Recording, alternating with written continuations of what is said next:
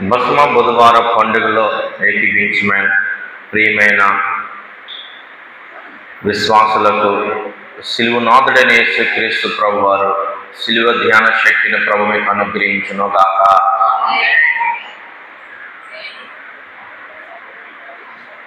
మన ప్రభు మనందరూ కూడా మరొకసారి ఆయన సిలువ గుడారములోనికి సమకూర్చినందుకు, ఆ సిలువ నీడలో నుండి రావలసిన దీవెనలు ధ్యాన శక్తిని ప్రభు మనందరికి అనుగ్రహించును గాక. ఈ భస్మ బుధవార పండుగలో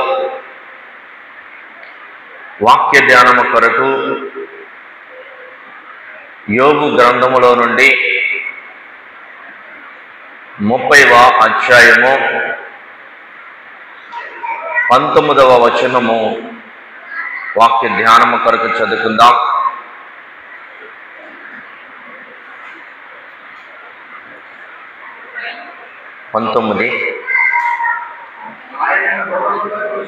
ఆయనను బురదలోనికి తోసెను, నేను ధూళియు బూడిదనై ఉన్నాను. ప్రార్థన చేసుకుందాం.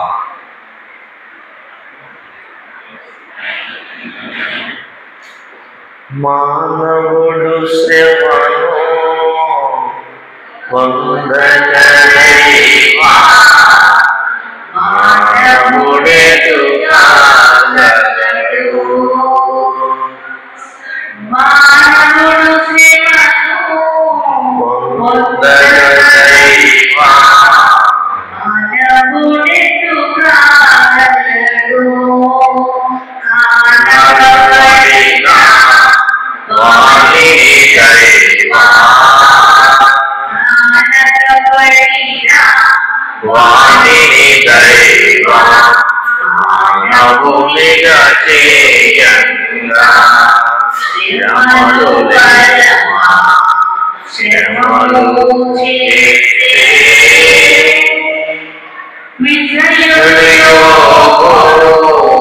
రుజువు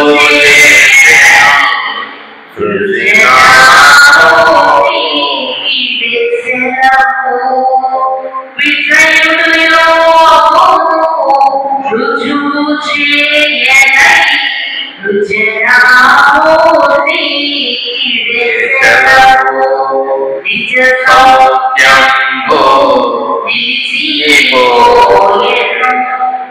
సౌఖ్యంబో నిలసిపోయెను.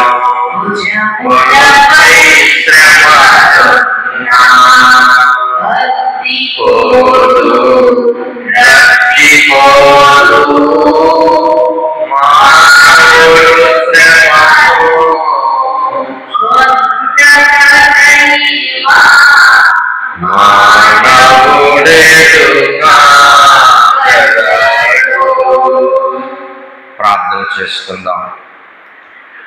మహాపరిశుద్ధుడివైన మా తండ్రి, మిక్కిలి ప్రియుడివైన తండ్రి, తిరిగి మమ్మలను మండల కాల దినములో ప్రవేశపెట్టినందుకు, మాకు జీవనం పోయేటకు, సాతాను జీవనం నుండి నశింప చేయుటకు ఈ ధ్యాన దినములో ఈ భస్మ బుధవారముతో ప్రారంభం చేస్తున్న తండ్రి, నీకు స్తోత్రములు.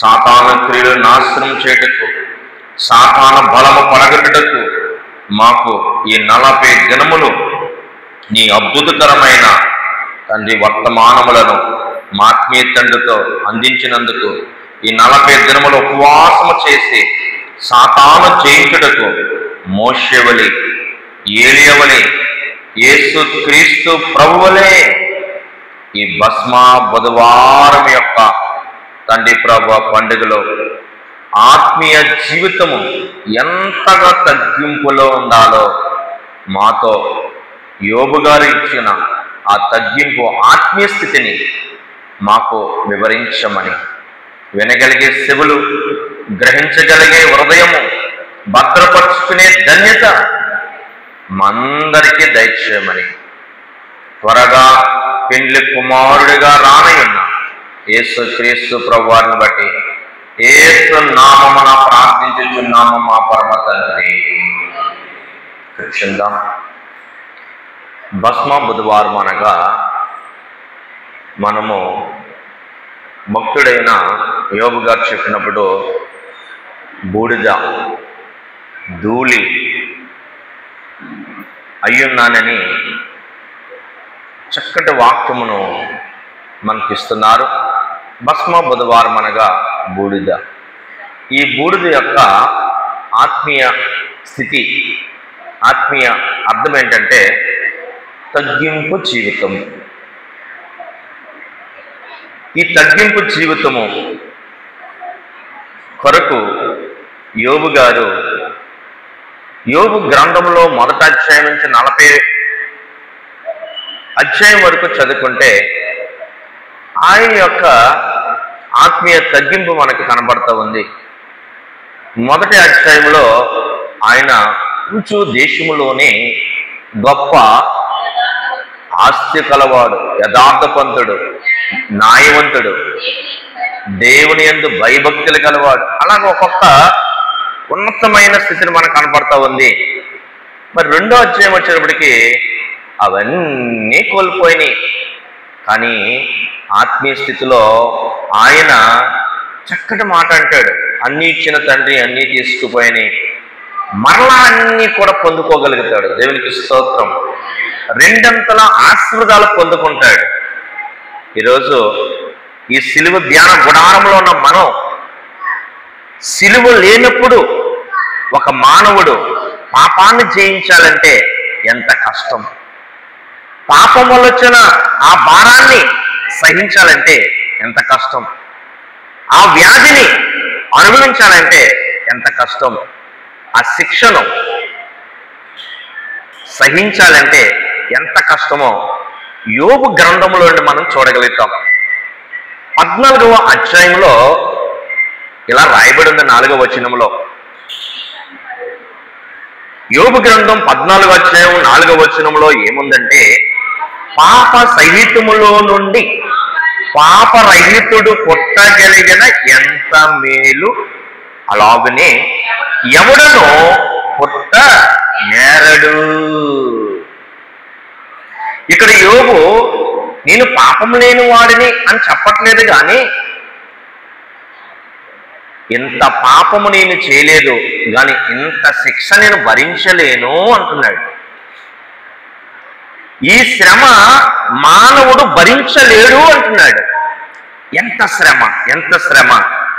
ఈ 14వ అధ్యాయంలో మనం చూస్తే 1 నుంచి 4 వచనాలు కొన్ని మాటలు మనకు అక్కడ కనబడతా ఉన్నాయి. చదువుకుని ఆత్మీయ జీవితంలో ఎంతగా మనము తగ్గింపు జీవితంలో ఉండాలో. స్త్రీ కనిన నరుడు కొద్ది దినముల వాడే మిక్కిలి బాధ పొందును. పువ్వు వికసించినట్లు వాడు తెలివి పెరిగి కొయ్యబడును, నీడ కనబడబోనట్లు వారు పెరుగా నిలువక పారిపోవును.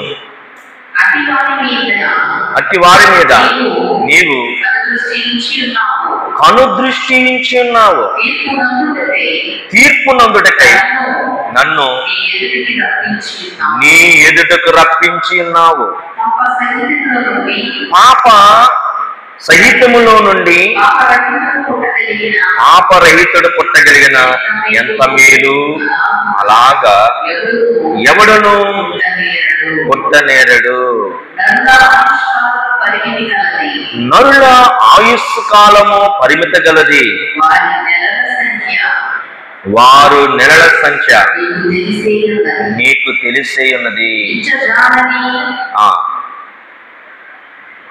ఇక్కడ మనం ఈ అధ్యాయంలో చూసుకుంటే యోబు మళ్ళీ ఏం చెప్తున్నాడంటే,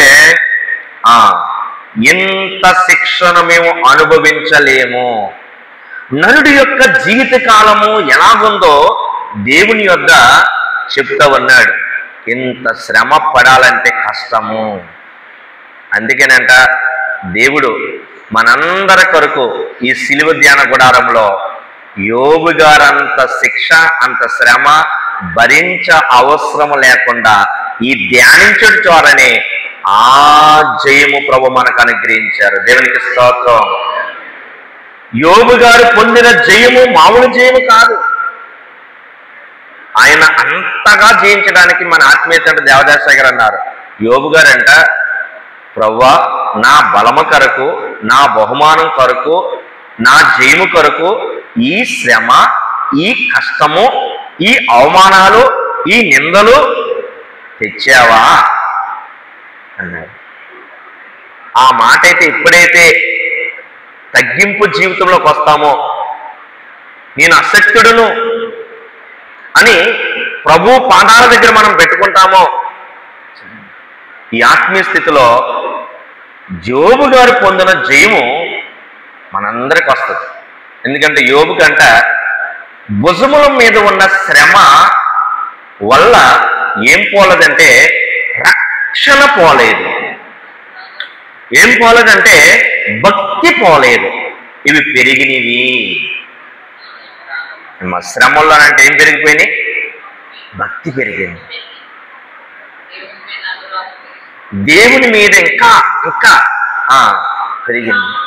ఈరోజు ఇంత శిక్షను నేను అనుభవించలేను ప్రవ్వా అంటూ మరి ఆయన అంత శ్రమను భరించారు. ఒక 7 దినాలైతే ఆయన మాట్లాడడానికి కూడా అవకాశం లేదు. చూడడానికి వచ్చిన 3 స్నేహితులు 7 రోజులు అలా కూర్చుండిపోయారు. గోనె పట్ట కట్టుకుని బూడిదలో కూర్చుని నెత్తి మీద బూడిదేసుకుని, ప్రవ్వా అని, నేను అసక్తుడును, అయోగ్యుడును, నాకింత శ్రమ నేను భరించగలనా, జయించగలనా అని ఈరోజు ఆయన చక్కని మాట చెప్పాడు. పాప సహితములో నుండి పాప రహితుడు పుట్టగలన ఎంత మేలు, అలాగా ఎవడు పుట్టనేరడు. ఈరోజు మన కాలానికి చూసుకుంటే మన ప్రభువైన యేసుక్రీస్తు ప్రభువారంట మన కొరకు ఎంత చక్కటి సహవాసంలో మనం పెట్టారు. ఈ 40 దినాలు కూడానంట చూడండి, యోబు గారికి ఉన్నంత శ్రమలు, కష్టం, ఇవన్నీ కూడా ప్రభువే మన కొరకు భరించి సహించి మనందరినీ కూడా ఈరోజు ఈ సన్నిధిలో పెట్టి 40 దినములు కూడా మనకు యోబు గారికి ఇచ్చిన 2 ఆశీర్వాదము మనకిస్తున్నారు. కనుక ఈ మానవ శరీరంలో ఉన్న పాప జీవనం పోవాలంటే ఇంత శ్రమ. స్త్రీ పుట్టినవాడు ఇంత పరిశుద్ధుడిగా ఉండాలంటే ఎంత శ్రమ పడాలి. కనుక యోబు గారు చెప్తున్న మాటలు, నరుడు ఆయుష్కాలము, నరుడు జీవితము ఎటువంటిది అని ఆ 4 వచనాల్లో కూడా చాలా విషయాలు అని చెప్పాడు. కనుక యోబు చక్కటి మాటలు చెప్పాడు. ఈ ఆత్మీయ జీవితంలో మనం ఎలా ఉండాలి? ఈ భస్మ బుధవారం అంటే ఏం తెలియజేస్తుందంటే తగ్గింపు జీవితం. భస్మ బుధవారం అనగానే ఏంటంట? తగ్గింపు. కనుక ఈ ఆత్మీయ స్థితిలో తగ్గించుకున్న వారిని మన ఉదయకాలం చాలా మందిని ధ్యానం చేసుకున్నాం. కనుక ఈ రాత్రి వేళ మనము మరికొన్ని ఆత్మీయ తగ్గింపుల కొరకు ఈరోజు సిలువ నాథుడైన యేసుక్రీస్తు ప్రభువారు మనందరి కొరకు ఈ ఉపవాస ప్రార్థనల ద్వారా ఎన్నో ఆశీర్వాదాలు మనకి ఇచ్చారు.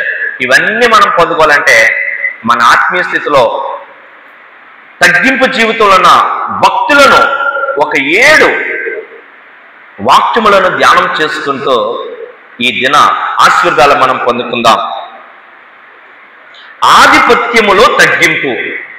ఇక్కడ మనం చూస్తే యోనా గ్రంథములో నుండి 3వ అధ్యాయము 5 నుంచి 10 వచనాలు మనం చూస్తే అక్కడ ఆధిపత్యములో తగ్గింపు జీవితము కలిగిన నినివే పట్టణపు వాస్తవ్యులు కనబడుతున్నారు. అక్కడ ఎవరెవరు ఈ ఆధిపత్యములో తగ్గించుకున్నారంటే అక్కడ మనకు కనబడుతున్న మాటలు చూద్దాం. మరియు రాజు అయిన తానును ఆయన మంత్రులను ఆజ్ఞ ఇయ్యగా యోన ఆ పట్టణంలో ఒక దిన ప్రయాణమంతయు సంచరించుచు 40 దినములకు నినివే పట్టణము నాశనమగునని ప్రకటన చేయగా నినివే పట్టణపు వారు దేవుని యందు విశ్వాసముంచి ఉపవాస దినము చాటించి గనులేని అల్పులేని అందరూ గోనె పట్ట కట్టుకునేది. ఆ సంగతి నినివే రాజునకు వినబడినప్పుడు అతడును తన సింహాసనం మీద నుండి దిగి తన రాజ్య వస్త్రములు తీసివేసి గోని పట్ట కట్టుకుని బూడిదలో కూర్చుండెను. ఇక్కడ నినివే పట్టణస్థులతో పాటు ఆ సంగతి రాజుగారు విన్నప్పుడట రాజుగారు మంత్రులు ఆజ్ఞగా రాజ వస్త్రాలను తీసివేసి గోని పట్టా కట్టుకుని బూడిదలో కూర్చునుట మనకి ఇక్కడ కనబడతా ఉంది. అంటే ఈ మహా పట్టణపు రాజు అధికారి, ఆయనే సమస్త అధికారి. ఆయన అయ్యా ఆ 40 దినములో వచ్చే కీడు గాని ఆపద గాని ఆ నాశనము నేను ఆపలేను, అది ఆపగలిగేవారు దేవుడు గనుక దేవుని యందు విశ్వాసం వచ్చట ఉపవాసం ప్రకటించారు. దేవుని యందు విశ్వాసం వచ్చి, అందుకే సంఘానికి ప్రభు చెప్పిన మాట, ఆవగింజంత విశ్వాసముతో నువ్వు కూర్చుంటావా, నీకు అసాధ్యమైనది ఏది ఉండదు. ఇక్కడ దేవుడేమో తగ్గింపు జీవితం కోరుకుంటున్నాడట, ఇక్కడ లోకమేమో సాతానంట ఏ జీవితం? హెచ్చింపు జీవనము పాప జీవనముకు సాదృశ్యముగా కనపడుతుంది. తగ్గింపు జీవనము మహిమ జీవనముకు నిత్య జీవముకు సాదృశ్యముగా కనపడుతుంది. అందుకే ప్రభు అన్నాడు, హెచ్చించుకున్న వారు తగ్గించబడతారు, తగ్గించుకున్న వారు హెచ్చించబడతారు. గనక ఈ రాజు యొక్క వస్త్రము తీసివేసి, ఏ వస్త్రం కట్టుకున్నాడంటే ఆయన గోని పట్ట. ఎక్కడ కూర్చున్నాడంటే సింహాసనం మీద దిగి బూడిదలో కూర్చుని ఆయన దేవుని యందు విశ్వాసం ఉంచి, అయ్యా మన పట్నం అంతా కూడా మనం బాగోవాలంటే ఈ 3 రోజులు ఉపవాసం ప్రకటించండి అని మంత్రులు సైతము గనులు సైతము ఒక తీర్మానము, ఒక ఆజ్ఞనిచ్చారట. చదువుకుందాం 7వ వచనం కాడ నుంచి 10వ వచనం వరకు. మరియు రాజైన తానును ఆయన మంత్రులను ఆజ్ఞ ఇయ్యగా ఒకవేళ దేవుడు మనసు త్రిప్పుకొని పశ్చాత్తాపుడై మనము లయము కాకుండా కోపాగ్ని చలార్చుకొనును గనుక మనుష్యుడు ఏది పుచ్చుకొనకూడదు. పశువులు గాని, ఎద్దులు గాని, గొర్రెలు గాని మేత మేయకూడదు, నీళ్లు తాగకూడదు. మనుషులందరూ తమ దుర్మార్గములను విడిచి తాము చేయు బలత్కారం మానివేయవలెను. మనుషులేమి పశువులేమి సమస్తమును గోని పట్ట కట్టుకొనవలెను. జనులు మనపూర్వకముగా దేవుణ్ణి వేడుకొనవలెను. అని దూతలు నినివే పట్టణములో సాటించి ప్రకటన చేసిరి. ఈ నినివే వారు తమ చెడు నడతను మానుకొనగా వారు చేయుచున్న క్రియలను దేవుడు చూసి పశ్చాత్తాపుడై వారికి చేయుదునని వారు మాట ఇచ్చిన కీడు చెయ్యక మానెను.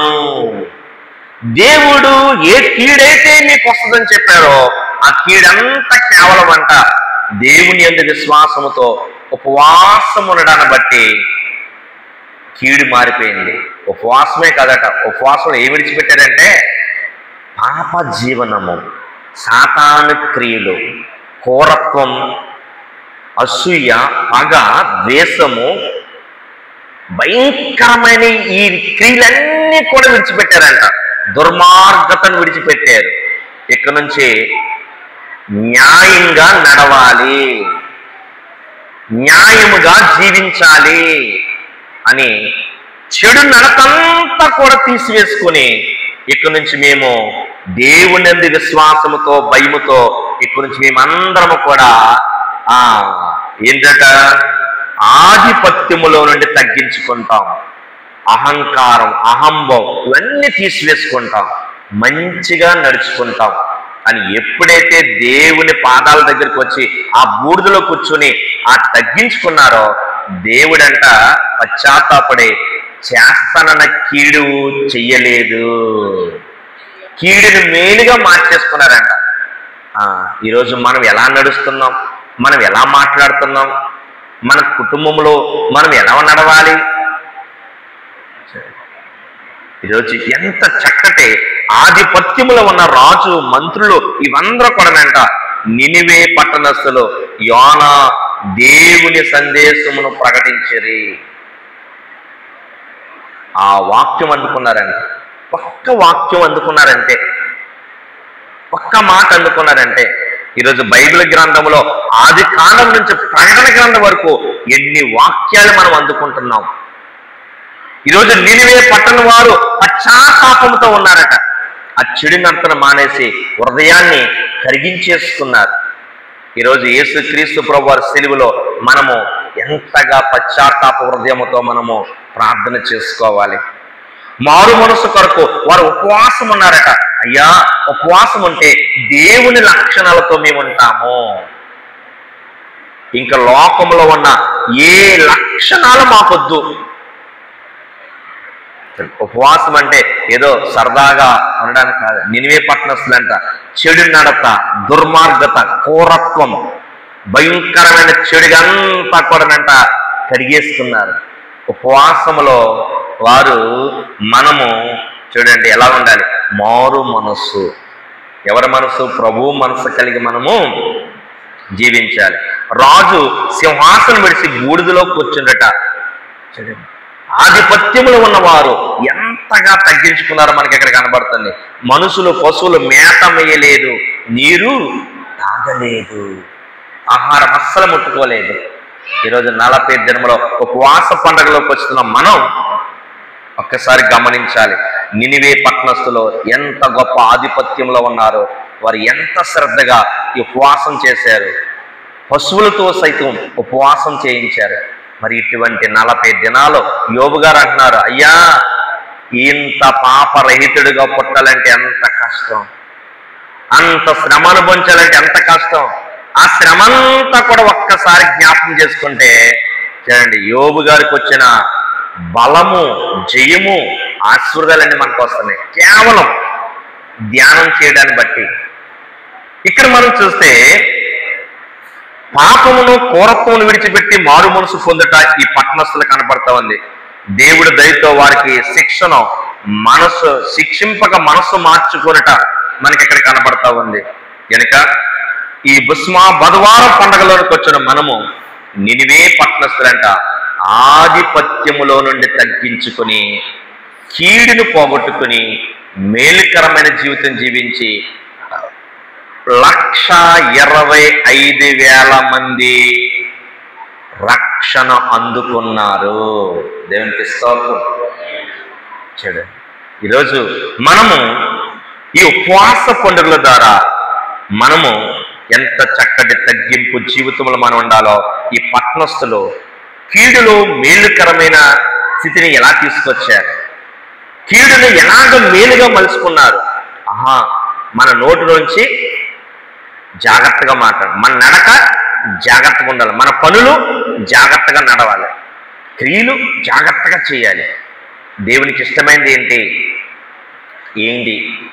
దేవుడికి ఇష్టం లేనిది ఏంటి? చెడు నడత ఎందుకు వచ్చింది మన దేశానికి? చెడు నడత మన ప్రజలు ఎందుకు నడుస్తున్నారు? చెడుగా ఎందుకు మాట్లాడుతున్నారు? ఎందుకు క్రూరత్వంతో ఉంటున్నారు అని రాజు నుంచి కింద వరకు కూడా నిదానించుకున్నారు. ఈ రోజులో మన కుటుంబంలో ఇటువంటి మాటలు గల బిడ్డలు ఉన్నారా? ఎంత భయంకరం అంటే, ఇటువంటి క్రియలు ఉన్నాయంటే న్యూస్ చూస్తుంటే ఎంత ప్రమాదకరమైన న్యూస్లు వస్తున్నాయో. కుటుంబంలో బిడ్డలు తల్లిదండ్రులను బట్టి చూడండి, భార్య భర్తతో బట్టి ఎంత ప్రమాదకరమైన. ఒక ఆమె న్యూస్లో చూస్తే ఎంత భయంకరమైన పరిస్థితి. సొంత కొడుకుని కిడ్నాప్ చేయించి 25 లక్షలు పట్టుకున్నాను. పోలీసులు తీరా ఆరా తీస్తే పీడుతో వెళ్ళిపోవడానికి, ఒక ఇల్లు కట్టుకోవడానికి 25 లక్షలు కావాలని ఇలాగ నాటకం ఆడిందని చూడండి బయటకు తీసుకొచ్చి పెట్టారు. ఒక్కొక్క న్యూస్ చూస్తుంటే ఒక్కొక్కరు ఏ క్రియలో ఉన్నారు, ఏ చెడు నడత ఎంత ప్రమాదకరంగా సమాజం మారిపోయింది. ఈ సమాజాన్ని బాగు చేసేది చూడండి, యోవేలు రాసిన ప్రవక్త 2వ అధ్యాయము 15-16 వచనంలో, సియోనులో వ్రత దినమును ప్రకటించి, ఉపవాస దినమును ప్రకటించండి, పెద్దలను పిలవనంపండి, దేశంలో ఉన్న వారిని పిలవనంపండి, సన్యపానం పుచ్చుకున్న పిల్లలను పిలవనంపండి, ఉపవాస దినములో రథములను ప్రతిష్ఠించండి, పెండ్లి కుమారుడు వస్తున్నాడు, పెండ్లి కుమార్తె గదిలో నుండి రావలేను. ఇప్పుడైనా మీరు ఉపవాసము నుండి దుఃఖముతో దేవుని దగ్గరికి రండి, కన్నీరు విడిచి చూడండి. అయ్యో, ఆ మహాజనము కొరకు చూడండి, దేవుడు ఎంత చక్కగా ప్రవచనాల్ని ముందుగా తెలియజేస్తా ఉన్నాడు. ఈరోజు ఆధిపత్యములో తగ్గింపు జీవితం మనకి ఇక్కడ కనపడుతుంది. అలాగే దైవ సహవాసములో తగ్గింపు ఎవరు అంటే అబ్రహాము గారు కనపడుతున్నారు. ఏంటి సహవాసం అంటే, సింధూరు వృక్షం దగ్గర అంట గుడారం వేసుకున్నప్పుడు యోబు గారి దగ్గరికంట తండ్రి కుమార పరిశుద్ధాత్మలో అబ్రహాం వచ్చారు. వస్తే ఆ వృక్షం దగ్గర ఆయన గమనించి పరిగెత్తుకుని వెళ్ళి వాళ్ళని తీసుకొచ్చి కాలు కొడుకోవడానికి నీళ్ళిచ్చి కూర్చోబెట్టి చక్కగా విందు చేయమంటే, షారా ఎక్కడుందని అడిగితే గుడారంలో ఉందంటే, ఆ గుడారం దగ్గరికి వెళ్ళి చక్కటి ఆశీర్వదిస్తారు. మీకు చక్కటి మగబిడ్డనిస్తున్నాను అని దేవుడు చెప్తాడు. చెప్తూ అబ్రహాము దగ్గరికి వచ్చి వెళ్ళిపోతూ, అయ్యా సోదోమ గోమోర పట్టణము కొరకు నీకు చెప్తున్నానని ఆ నాశనం కొరకు ప్రకటించినప్పుడు, అప్పుడు అబ్రహాం గారంట, మాటలాడడానికి కూడా నేను సరిపోను, నేను ధూళిని అని సంబోధిస్తూ అబ్రహాం గారు మాట్లాడతారు. చూడండి, దైవ సహవాసములోనికి వచ్చిన మనము ఎలా ఉండాలి?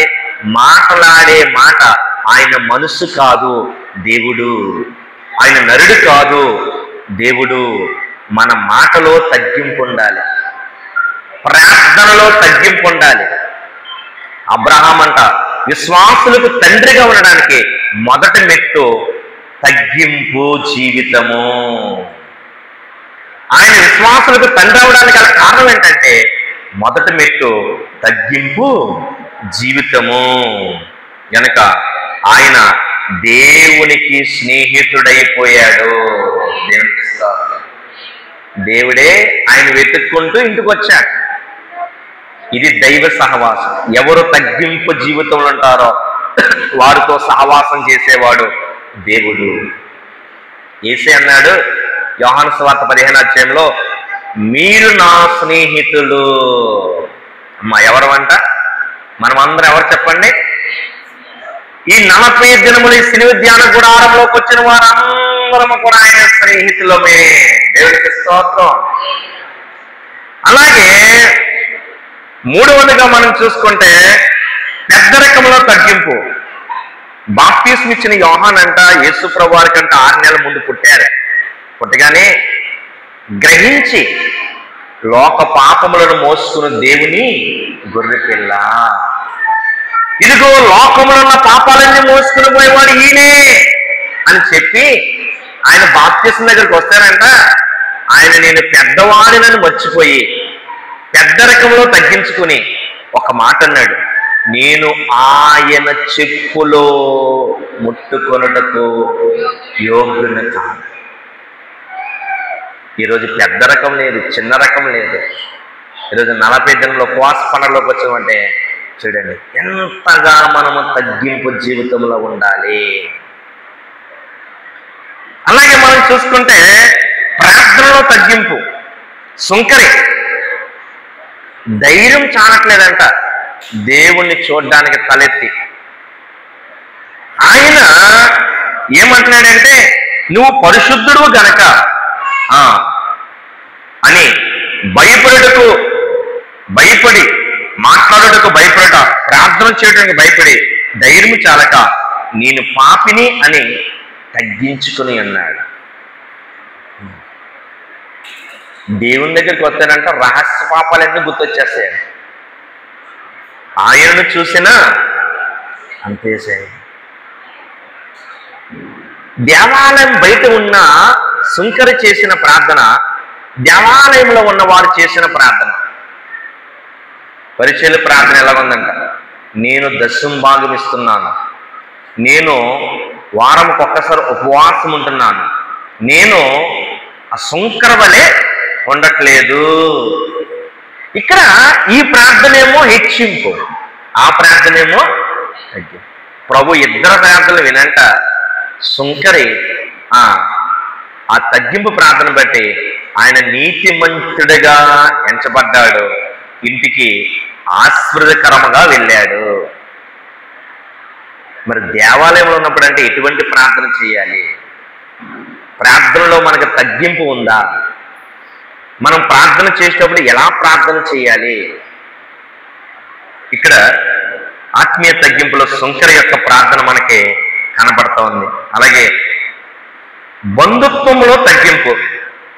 లోకాసు వార్త 15, 19, 20లో చిన్న కుమారుడు ఆస్తులు పంచుకుని ఐశ్వర్యం పంచుకుని చెడు స్నేహాలతో వెళ్ళిపోయాడు. అన్నీ అయిపోయిన తర్వాతట ఆయనకి గుర్తొచ్చింది, నా తండ్రి ఇంటిలో ఉన్న వారిలో కూలివాడు కూడా ఇటువంటి ఆహారం తింటలేదు కదా అని పరలోకపు తండ్రిని, తన కన్న తండ్రిని గుర్తొచ్చాడు. గుర్తొస్తే బంధుత్వంలో తగ్గించుకున్నాడంట. ఇంకా నేను నా తండ్రికి వారసుడిగా ఉండను, నా ఇంటిలో పనివాడిగా ఉంటాను అని తగ్గించుకుని ఇంటికి రాగానే తండ్రి అంట ఆ మలిన వస్త్రములతో పందులు మేపిన ఆయన ఆ మలిన వస్త్రంతో ఉన్నప్పుడే కౌగిలించుకొని ముద్దు పెట్టుకుని వాళ్ళందరికీ కూడా చక్కటి విందు చేస్తాడు. నా కుమారుడు తిరిగి వచ్చాడు. లోకములో ఉన్న పాప జీవనాన్ని విడిచిపెట్టేశాడు, లోకంలో ఉన్న పాప క్రియలను విడిచిపెట్టేశాడు, లోకంలో ఉన్న హెచ్చింపు జీవితాన్ని విడిచిపెట్టేసి చచ్చి బ్రతుకుతున్నాడు. ఇంక నువ్వు వాడిని సంపగరా పెద్దోడా అని పెద్దవాడికి బుద్ధి చెప్పి చిన్నవాడిని హత్తుకుని మరలా ఆ తగ్గింపు జీవితాన్ని బట్టి వారసుడిగా చేసుకున్నాడు. దేవునికి స్తోత్రం. ఈరోజు బంధుత్వంలో తగ్గింపు. ఈరోజు తల్లిదండ్రులు పిల్లలు ఏం మాట్లాడుతున్నారు? తల్లిదండ్రులకి పిల్లల గౌరవం ఎలా ఉంది చూడండి. తండ్రికి పిల్లలు ఎలా లోబడుతున్నారు? ఈరోజు ఏ కుటుంబం చూసినా తల్లికి కొడుకంటే ఇష్టం, తండ్రికి కూతురంటే ఇష్టం. వాళ్ళిద్దరు కూడానంట ఈ బంధుత్వంలో ఎలాగా మాట్లాడుకుంటా ఉన్నారు. ఈరోజు బంధుత్వాన్ని బట్టి పొద్దుటో మాట చెప్పాను. ఒక ఐపీఎస్ రిటైర్డ్ వయసు వచ్చింది ఆయనకట. మాకు క్లాసులు చెప్పిన ప్రొఫెసర్ గారు పిలిచారు వారింటికి, ప్రార్థనకి వెళ్ళాడంట. ఆయన కాఫీ తాగుతారా టీ తాగుతారంటే కాఫీ తాగుతారన్నాడంట. ఏమండి ఫలానా దైవజనుడు వచ్చాడు కాఫీ పెట్టండి అన్నాడు. మాట్లాడుతుంటే ఏమండి అని పిలుస్తూ ఉన్నాడంట. ఆ ఉన్న పట్టలేక ఆ ప్రొఫెసర్ గారు, ఏమండి మాట మాటకి మీ భార్యని ఏమండి ఏమండి ఏమండి అని పిలుస్తున్నారు ఏంటండి అని ఆయన కొంచెం చనువుతో మాట్లాడాడంట. ఓహో అదా, మేము పెళ్ళైనప్పుడు తీర్మానం చేసుకున్నాం. ఏంటో తీర్మానం అంటేనంట, భార్య భర్తలు ఇద్దరు కూడా తీర్మానం చేసుకున్నాం. ఏమని? నా భార్యకు నేను గౌరవం ఇవ్వకపోతే నా తల్లిదండ్రులు గౌరవం ఇవ్వలేరు, నా వెనకాల వారు ఇవ్వలేరు, ఎవరూ నా భార్యకి గౌరవం ఇవ్వరు. కనుక నేను నిన్ను పేరు పెట్టి పిల్లను యావండి అని పిలుస్తాను, మిమ్మల్ని కూడా పేరు పెట్టి పిల్లను యావండి అని పిలుస్తాను.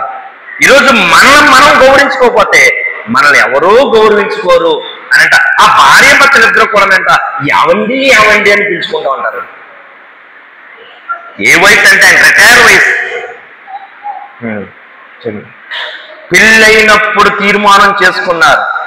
ఈరోజు పిలుపులన్నీ కూడా ఎలా తీసుకుంటారంటే నిక్నేములు వచ్చేసినాయి, ఇన్ని పేర్లు వచ్చేసినాయో. భార్యని ఎలా పిలుస్తున్నామో, భర్తని ఎలా పిలుస్తున్నారో ఇష్టం వచ్చినట్టు పిలుచుకుంటా ఉన్నారు. కానీ అబ్రహాము గారు ఎలా పిలిచి, నా యజమానుడా. ఈరోజు మనందరం కూడా ఈ బంధుత్వంలో తగ్గింపు, దేవుడి 40 దినములు ఒక భార్యాభర్తల గొడవలను ఈ ప్రపంచమంతా కూడా పాపము కమ్మివేసింది. అవ్వ చేసిన పాపము ఈ ప్రపంచమంతా కూడా కప్పివేసింది. ఆ భార్యాభర్తలు సరిచేయడానికి ఈ 40 దినములు ఉపవాస ప్రార్థన చేశాడు. పాప క్రియలను జయించలేకపోతున్నారు, పాపమును జయించలేకపోతున్నారు. అందరూ పాపం వల్ల సమాధైపోతున్నారు. అందుకే పాపరహితుడు పుట్టాడు. పుట్టి ఆదాము యొక్క పాపమును అంటనీయకుండా మనం చూస్తున్నాడు. ఆ పాపమును, ఆ శాపమును, ఆ సర్పమును ఈరోజు అంటే కాటు వేసింది. ఈ 40 దినముల ఉపవాస ప్రార్థన అని చెప్పండి. అయ్యగారు అన్నారు, ఎవరు కాటు వేశారంట? ఆ పాత సర్పము ప్రభును కాటు వేసింది. చూడండి, ఇక్కడ మనం చూస్తే ఈ అధ్యాయంలో ఉన్న తగ్గింపు జీవితం, బంధుత్వంలో తగ్గింపు జీవితం, ఈ ప్రపంచం అంతా కూడా ఎంత పాపం రావడానికి స్త్రీ చేసిన పాపం. అందుకే స్త్రీ గర్భంలోనే పుట్టి స్త్రీకి కావలసిన జయము తీసుకురావడానికి ఆ పాత సర్పము కాటు వేసిబడి ఈ 40 దినములు ఉపవాసములు చేసి మనలను, మన కుటుంబాలను, ఈరోజు మన సంఘాలను, నమ్మిన వారందరినీ కూడానంట ఇంత చక్కటి ఆత్మీయ తగ్గింపు జీవితము ఉండాలి అని మన కొరకు ఆయన ఎంతగా తగ్గించుకున్నాడు. అలాగే 6వది వంశములో తగ్గింపు. కానాను స్త్రీ వంశములో తగ్గింపు. అక్కడ ప్రభు అన్నాడు మార్కు సువార్త 7:28లో, అమ్మా నేను ఇశ్రాయేలు ప్రజల కొరకు వచ్చాను కానీ మిగిలిన పావుల కొరకు నేను రాలేదంటే ఆమె అంటది, ప్రభువా ఇదిగో బల్ల మీద పడిన రొట్టె ముక్కలు కుక్క పిల్లలే కదా తింటాయి. యేసుప్రభు చెప్పిన మాట ఏంటంటే, అమ్మా పిల్లలకి పెట్టవలసిన రొట్టెను అమ్మా కుక్క పిల్లలకు పెట్టుట యుక్తము కాదు. పిల్లలెవరు? దేవుని ఏర్పాటు జనాంగము. దేవుని ఏర్పాటు జనాంగము కాకుండా పోయిన ఆ కానాను స్త్రీ ప్రభు వెనకాల పడుతుంది. ప్రభు వెనకాల పడుతుంది, నా బిడ్డకి స్వస్థత కావాలి, నా బిడ్డ అనారోగ్యం ఉంది, నా బిడ్డను దెయ్యం పట్టింది, ఎంతో బాధపడుతుంది, ప్రభువా ప్రభువా ప్రభు అని వెనకాల పడుతుంది. శిష్యులు కూడా చెప్తారు, ఆమెను పంపించు కదండి. అప్పుడు అన్నాడు, అందుకేసు, అమ్మా నీ విశ్వాసము గొప్పది, నీవు కోరినట్టు నీకు అవును గాక అని ఆమెతో చెప్పాను. ఆ గడియలోనే ఆ కుమార్తె స్వస్థతనందును. దేవుడు ఆ తగ్గింపు జీవితం చూశాడు. అవును, నమ్ముకున్న వారందరూ కూడా అంటే ఏర్పాటు ఉన్న వారందరూ కూడా దేవుని పిల్లలు, మిగిలిన వారందరూ కూడా ఏపీ దేంతో సమానము. అయినా సరే కుక్క పిల్లలతో పోల్చుకుంది. మేమందరం కుక్క పిల్ల అంటే వాళ్ళం. ఆ మొక్క పడితే బల్ల కింద తినే బ్రతుకులు మాయి అని వంశములో తగ్గించుకున్న కానాన స్త్రీ అన్ని రాలు తన బిడ్డకు స్వస్థతనిచ్చింది, తన బిడ్డకు ఆరోగ్యం ఇచ్చింది, తన బిడ్డను ఆపదలో నుండి గట్టెక్కించు. ఒక అన్ని రాలు విశ్వాసమును బట్టి తగ్గింపు జీవితం తన వంశమును తగ్గించుకుంది. అలాగే 7వది దైవత్వంలో తగ్గింపు. యేసుక్రీస్తు ప్రభువారు ఫిలిప్పీయులకు రాసిన పత్రిక 2వ అధ్యాయం మనము 6 నుంచి 10 వచనం వరకు చదువుకుంటే, దైవాత్మను విడిచి మనుషుల కొరకు తన్ను తాను రిక్తునిగా చేసుకుని శిలువ మరణము పొందినంత విధేయత చూపెను. చూడండి, యేసు ప్రభువారంట ఏం విడిచిపెట్టేశాడు? దైవాత్మను విడిచిపెట్టాడు. ఆ దైవమే తగ్గించుకుంది. ఆ దైవమే మన కొరకు పాప శరీర ఆకారంలో పుట్టి ఆ శిలువ మరణమును పొందింది. ఆ దైవమే మన కొరకు దిగివచ్చి ఎంతగా తగ్గించుకున్నారు. ఈరోజు ఈ 40 దినముల ఉపవాస ప్రార్థన ద్వారా ఇటువంటి ఆత్మీయ తగ్గింపు జీవితం మనకు రావాలి. ఆ దైవమే తగ్గించుకున్నారు కనుక ఒకవేళ మనలో ఈ భస్మా బుధవారం పండుగకు వచ్చిన వారు ఇటువంటి ఆత్మీయ జీవితంలో తగ్గింపును బట్టి మనెల్లరకు దయచేసి ఆశీర్వదించునుగాక. ప్రార్థన చేసుకుందాం. మన ప్రభు ఎంతగా తగ్గించుకున్నారో, ఆ దైవమే ఎంతగా తగ్గించుకుందో, ఆ దైవమే మన కొరకు పాప శరీరాకారంలో పుట్టి ఆ పాపానికి శిక్షణ భరించి ఆ శిలువ మరణం పొందుతున్న ఆ దైవమే మన కొరకు ఎంతగా పరితపిస్తున్నాడో ధ్యానం చేసుకుంటూ, ఒకవేళ ఎటువంటి తగ్గింపు జీవితం అవసరమో, ఆధిపత్యములో తగ్గింపుందా, దైవ సహవాసములో తగ్గింపు, పెద్దరికంలో తగ్గింపు, ప్రార్థనలో తగ్గింపు, బంధుత్వంలో తగ్గింపు, వంశములో తగ్గింపు, ఆ దైవమే తగ్గించుకున్నారు కనుక మనం కూడా తగ్గించుకున్నట్టు ప్రార్థన చేసుకుంటూ ఈ భస్మా బుధవారం ఆత్మీయ తగ్గింపు జీవితంలో మనమందరం కూడా పొందుకుందాం.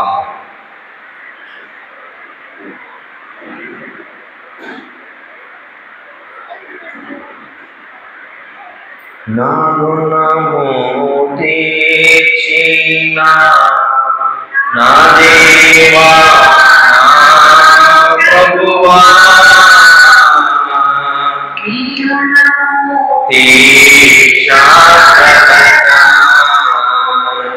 నీవు నా బోధించి నా వదులు చనిపోయి నా వాణి మరువగలనా. నీవు నా